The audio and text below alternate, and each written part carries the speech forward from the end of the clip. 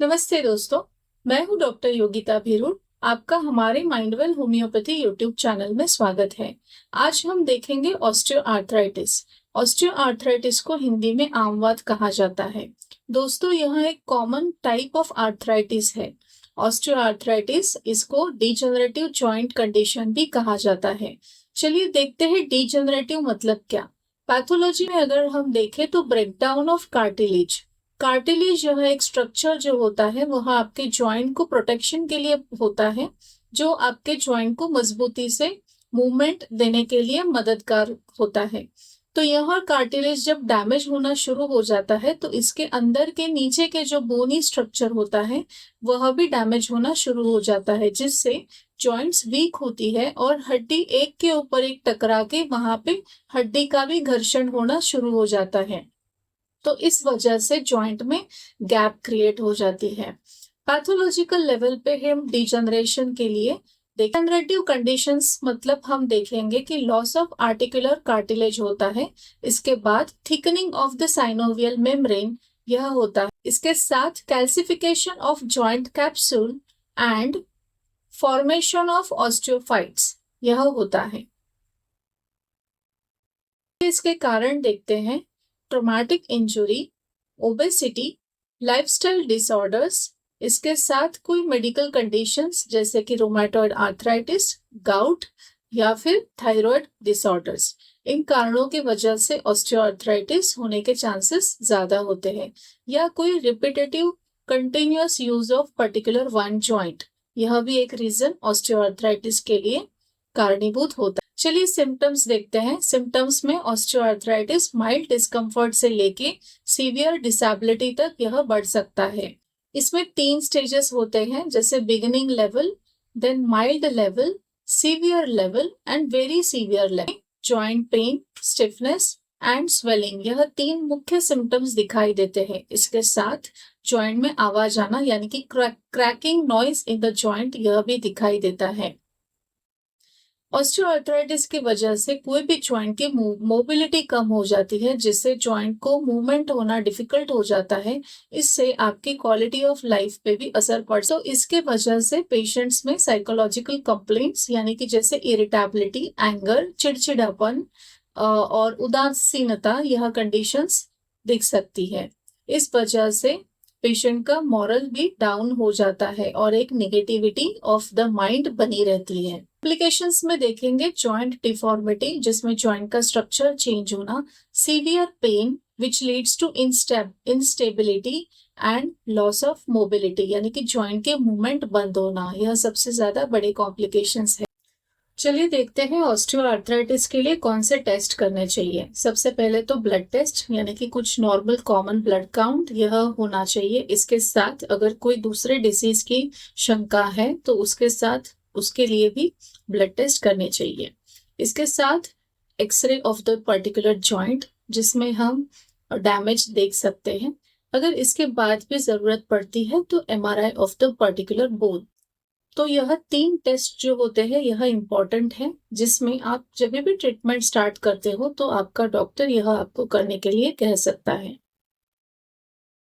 Treatment में देखेंगे तो दोस्तों, जब माइल्ड डिस्कम्फर्ट होता है तो माइल्ड जैसे ही इनिशियल शुरू में ही जब नी पेन चालू होता है तो ऐसे समय पे होम्योपैथिक दवाई बहुत अच्छा काम करती है।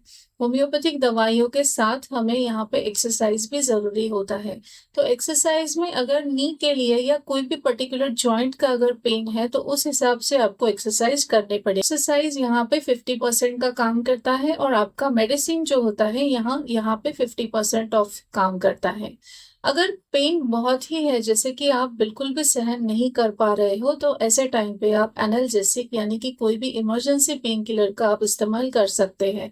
बट अगर उतना पेन सीवियर नहीं है तो ज्यादा करके आप ऐसे करिए कि आप होम्योपैथिक दवाई स्टार्ट करिए, जिसमें आपको एक लंबे समय तक के लिए एक लॉन्ग टर्म सॉल्यूशन मिलने के लिए मदद हो सकती है, जिसमें आपके जो कार्टिलेज जो होते हैं जो डैमेज होने के लिए स्टार्ट हो चुके हैं तो उसे प्रिवेंशन किया जाता है with the help of homeopathic medicine. तो यह मेडिसिन ऐसे काम करती है कि जिसमें आपकी मोबिलिटी बनी रहे और आपका पेन कम रहे और आपका जो डीजनरेशन का प्रोसेस है, यह प्रोसेस ज़्यादा से ज़्यादा टाइम ये रुका रहे।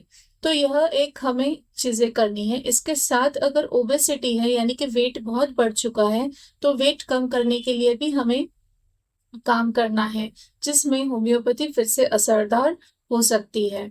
तो ऐसे समय पे आप माइल्ड सीवियरिटी जब होती है, तभी आप ऑस्टियोआर्थराइटिस में होम्योपैथी यह एक बेहतर ऑप्शन रहेगा।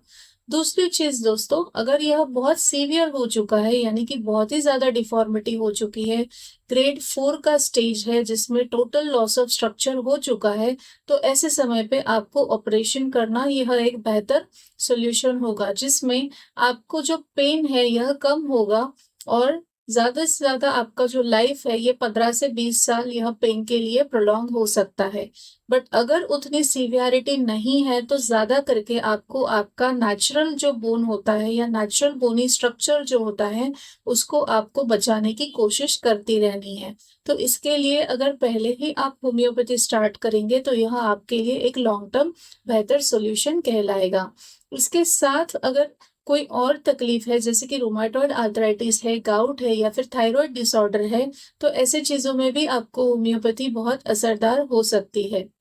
दोस्तों, हम कोई भी वीडियो में मेडिसिन का नाम नहीं बताते हैं, क्योंकि कोई भी अगर पेशेंट आता है डॉक्टर के पास तो वह एक इंडिविजुअल केस टेकिंग होती है, जिसमें हर एक शरीर के प्रकृति के अनुसार और उसको ऑस्टियोआर्थराइटिस के साथ और क्या बीमारी है यह सब देखकर दवाई दी जाती है। सिर्फ ऑस्टियोआर्थराइटिस के नाम के ऊपर दवाई डिसाइड नहीं होती है और यह एक्चुअल होम्योपैथी नहीं कहलाती है। तो अगर आपको ट्रीटमेंट लेना है तो बेहतर होगा कि आप होम्योपैथिक डॉक्टर से या फिर आप हमें संपर्क कर सकते हैं, जिसमें आपका detail evaluation, detail case taking होगी और फिर आपकी ट्रीटमेंट स्टार्ट होगी। तो इस तरह से आप ऑस्टियोआर्थराइटिस का मैनेजमेंट कर सकते हैं। साथ में एक्सरसाइज यह बहुत ज़रूरी है। एक्सरसाइज के लिए हम आपको योगा सजेस्ट करेंगे, जिसमें योगा में एक तो एक चीज़ होती है कि आप अपने बल के अनुसार करते हैं और आपको कोई भी परेशानी नहीं होती है, जिसमें आपको ऑक्सीजन के साथ यानी कि ब्रीदिंग टेक्निक के साथ वो करना होता है। तो आप अपने हिसाब से, अपने शरीर के हिसाब से यानी एक यथाशक्ति के हिसाब से आप उसको कर सकते हैं। आपको गाइडेंस के अनुसार करना होता है, क्योंकि आपकी जो सीवियरिटी है उसके ऊपर आपके एक्सरसाइज डिपेंड हो सकते हैं। तो ऐसे समय पे आप कोई भी एक्सपीरियंस पर्सन के साथ आप यह ट्रेनिंग ले सकते हैं। आपको अगर हमारे साथ ट्रीटमेंट करना है तो आप हमें नीचे गए दिए नंबर पे फ़ोन कर सकते। वीडियो आपको अच्छा लगे तो लाइक कीजिए, सब्सक्राइब कीजिए एंड शेयर कीजिए। धन्यवाद।